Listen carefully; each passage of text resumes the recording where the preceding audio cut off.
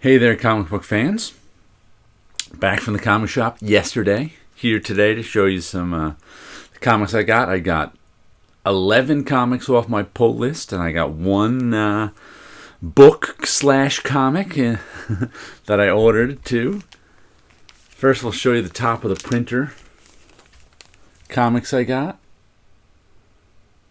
Here's Tarzan number 3 from Marvel, the 70s series, and that's a John Buscema and Dave Cockrum cover. Don't see that combination very often. And here's a comic. It's got a date on it, June 2004. Probably not a very well-known one, called Silver Comics. And this was, remember, I haven't read this since then, but I remember it's like a Silver Age homage comic. And it was pretty well done. There was like half a dozen issues of it or something. I can't even remember. But nice cover, nice giant robot cover there by, hold on a second. Let me look up his name because I don't know it. I just read it too because it says cover by Vince Musacchia, Musacchia. But I think he did a nice job with that cover. It's also a pretty cool back cover too, Chameleon Man. I've never seen that one, but this one's I like that cover. It was a nice cover to have out all week. Let me stick it back in its bag. Whoops. These are only double bagged because my museum comics I put in the oversized, so it's like they're already in a bag. Then I slip them into the museum comic bag. When I put it away, I'll take it out of this bag and put the next one in. So they're double bagged as they sit out there.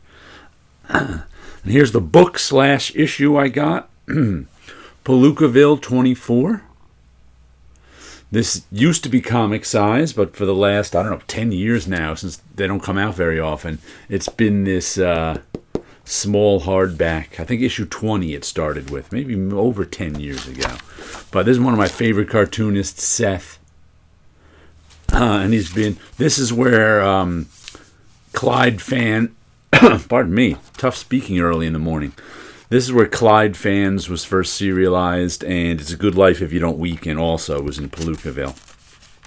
But this is Nothing Lasts Part 4, I think it is. And I actually read this one yesterday on the train and really enjoyed it. I like his work so much. This particular issue happens to be all about memory and what we remember and what we don't. So it's good stuff. I like it. Let's see the comics I got.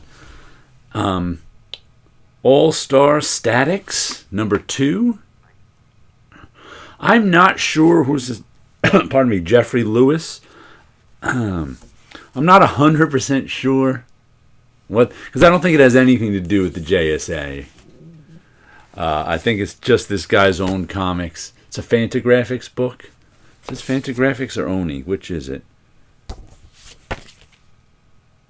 But I don't see anything on it. Who's publishing this?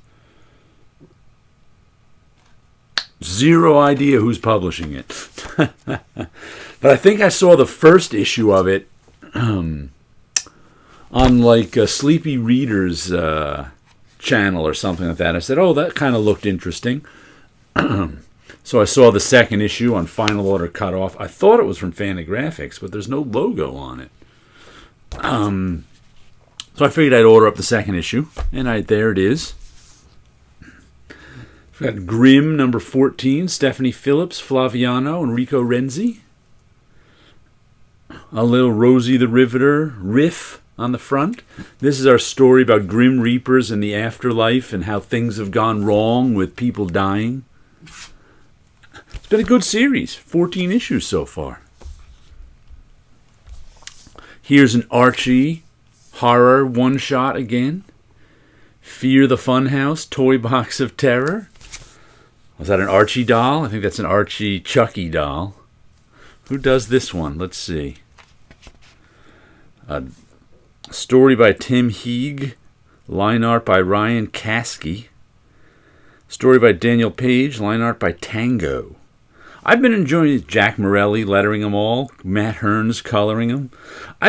Main covers by Ryan Kasky. I think this is the main cover. Or is it 121? Maybe that means it's the second cover. Who did the second cover? Variant cover by Sweeney Boo. Okay, maybe I got the Sweeney Boo cover. But I've been enjoying these, Archie. I got about 12 or 15 of them, I think, the various one-shots. They're some pretty good comics. And what do we have here? We've got Dwellings #2 by Jay Stevens. Made to look like a damaged comic. I always find that so annoying. Squarebound, $10 comic, right? $10 Oni Press comic. I think this is 4 issues it's going to be. Definitely not for kids or cowards. And the first issue of this is really good. Jay Stevens is one of those cartoonists. I have a little bit of stuff from him over the years, but I really haven't followed. Like, I know he's done some stuff for Fantagraphics too that I have. So he's got this sort of kids animation style, but they're adult stories. There's usually lots of violence and horror in them, and all sorts of infra radio. So we got a parody of the ads on the back. But really enjoyed the first issue. I'm sure I'll enjoy this. Oh, we have a callback to the first. And the first issue, there's a story. There's a few stories in it. There was one story about these crows who were making people murder people. It was really weird story, but enjoyable. I just saw a crow in there. I was wondering if they were continuing that, but I don't think so. Here's my John Layman and Jock in Hell We Fight. One of my favorite titles for a comic recently. Got some big hell dragons in there, and it's a story. Like this hell is horrible, but also you can have an adventure in it. So it's the story of these ragtag group of, I guess they're teenagers. I'm not even really sure, who are having to make their way through hell, trying to make the best of it, and then they stumbled across this angel. Now they're trying to use this angel to somehow have a better life in hell or something. I don't even know, but and there's coming in January. You can get the trade paperback of it. But I've been enjoying this. It's been a fun romp through hell. Then we've got Local Man, issue #6. This is always a flip cover, because there's usually like a short 4 to 6 page story in the back of Local Man back in the 90s, because he's a disgraced hero. Oh, look, this one is the comic book cover on someone's desk, and that one is the comic book cover. So I guess this one's flip cover is really the cover. But some nice artwork. He's a disgraced hero who has to move back to his hometown. And hijinks ensue. He gets into some trouble with both the heroes he left and the authorities, and people own the superhero group owns the copyright on his superhero identity, and there's all sorts of fun stuff. Then we've got Time Before Time, issue #28. I think this is ending at #30, but I'm not 100% sure. But this is the best series that I don't see anybody reading. It's just been very good from beginning to end. It's had different artists on it. It's all been written by Rory McConville and Declan Shalvey. Jeffo, Geoffo, is the artist on this one. Chris O'Halloran, the colorist. Hassan Atsmain Elhau is the letterer. And it's just been, I've enjoyed this one. It's a story of time travel and gangsters. And gangsters run time travel, so. And here we're getting some sort of final confrontation between some of the gangsters and our lead characters, who,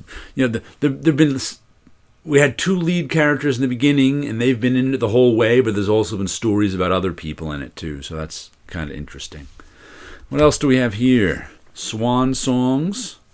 What is this, #3? Issue 4, pardon me. We're up to 4 of Swan Songs? I think this one is going 6, but I'm not 100% sure. It's by W. Maxwell Prince is the writer, and it's had a different artist every issue. Caitlin Yarsky is our artist this issue, and it's the story of endings, hence swan songs. Story of an ending of a marriage we had, story of somebody dying. It's like this guy's in prison, so I don't know what his ending is, but bad libs. Well, this has been Swan Songs, the story of endings. So, been a fun first 3 issues. We'll check out the 4th. Oh, we got another issue of pardon me, The Savage Strength of Starstorm, issue number 6. This is the one where I'm not sure if it's an amateur thing or is somebody imitating an amateur, but I'm enjoying it thoroughly. It's just a fun, enthusiastic story with a million different characters. Besides like a million different hanger-on. He's really like creating a world filled with all sorts of superheroes and galactic empires and bounty hunters from the galactic empires and all sorts of, and you can see he really likes 90s comics, and I just find it very fun, quaint, enthusiastic. I look forward to reading each issue of Starstorm, so that's been good stuff. We've got Rogue Sun, issue number 16, part of the Massive Verse. Pretty cool cover. Ooh, the zombies are getting you. I think Rogue Sun, this is the one where someone took over, someone took over his body or something, like an old Rogue Sun who's living in the Sunstone that gives him his powers, took over our teen hero's body, and now he's been trying to get it back. So we'll see if he gets it back finally. But it's been, who's doing this one? Ryan Parrott is the writer. Abel, just one name.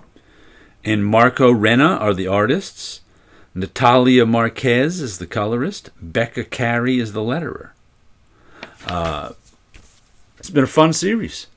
I've enjoyed this one. Let's see. Finally, we got a magazine-sized one. The Forged. What are we up to with The Forged? Issue number 5. Issue number 4 started the next story arc. These are pretty big, too. They're thick. They're like 44 pages of story or something. Plus you get, I don't always read all this stuff in the back, but there's a lot of world building in the back with articles briefing about the Forged world, which I think is Earth in the future.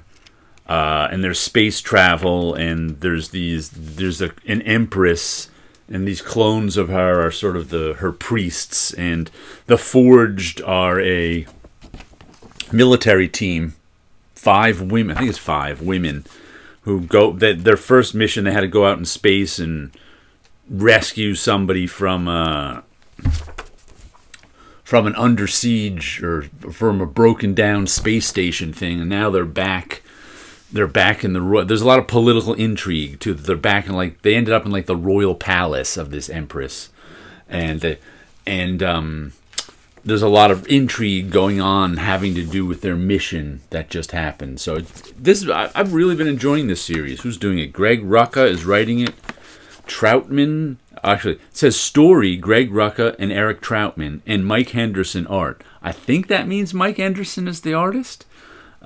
Colors by Nolan Woodward, letters by Ariana Mayer. So I've been enjoying this one. Good stuff. Let me show you what I got done this week. What did I get done? Dreams of Things 208. When did I do this one? 10/5/23. So I got it done a couple weeks ago. I've been getting one a week done of these. Getting a marker colored up. But there's our Dutch angle. Heads looking at you. This one's a little weird, and this one's a little passive. A little just these two creatures staring at you with their heads tilted. some primary colors back there. I don't know. This one's a little static, I think. I like the design. I like the faces, but it's strangely passive. Once again, I once had a teacher way back when, and I think this is still true at times, say, my paintings are staring back at the audience harder than the audience is staring at the paintings. And I think that's happening in this one. They're looking at us. Creepy people staring at us. All right, so there you go. A little bit of artwork, some comic books, and you guys have a good week out there.